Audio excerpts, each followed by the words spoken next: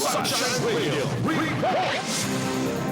Dagdag pambalita, DPWH pinagmalaki ang tagumpay ng kanilang flood control project sa kasagsagan ng habagat at bagyo. Alamin natin yan kung ano yung pinagmamalaki nila. Mula kay Kamar MJ Mondihar. Sunod-sunod ang pananalasa ng mga sama ng panahon sa bansa matapos ang bagyong Krising, kasunod na tumama ang kambal na bagyo, bagyong Dante at bagyong Emong na pareho nagpabigat sa ulan sa Luzon at Visayas. Pinalakas ng dalawang bagyo ang hanging habagat dahilan ng tuloy-tuloy ng mga pag-ulan sa Metro Manila at kalapit na probinsya. Kaya nagmistulang swimming pool ang ilang lansangan sa Kalakang, Maynila dahil sa ulan na hindi kayang saluhin ng mga drainage system. Pero sa virtual briefing sa Malacanang ay giniit ni Public Works Secretary Manny Bonoan na mahigit sa 9,000 flood control projects na ang kanilang natapos simula na maupo sa pwesto si Pangulong Marcos Jr. noong 2022.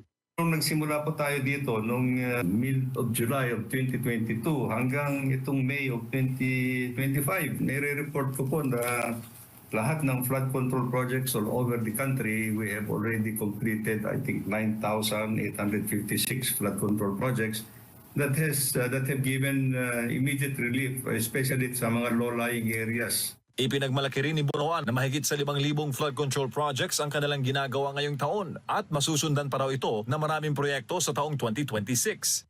Kasalukuyan, meron pa rin tayong ongoing na mga projects na about 5,700 mula itong 2025 hanggang 2026 at meron pa rin tayong inaasahan na mga projects na naman sa 2026. Ngunit sa kabila ng mga numerong inilatag ng DPWH, sinabi ni Senator Joel Villanueva na hindi nararamdaman ng taong bayan ang 1.4 billion peso flood control budget ng gobyerno. Aniya, kabaligtaran pa ang sitwasyon dahil lalo pang lumalala ang problema sa baha taon-taon. Pero giit ni Secretary Bonoan na kombinasyon ng maliliit at malalaking flood control projects ang kanilang ginagawa. This is a combination po yung mga minor flood control projects at saka yung mga malalaking projects in the 18 major river basins of the country. Sa kabila ng paulit-ulit na baha sa maraming lugar, pinaninindigan ng DPWH na epektibo ang kanilang mga proyekto.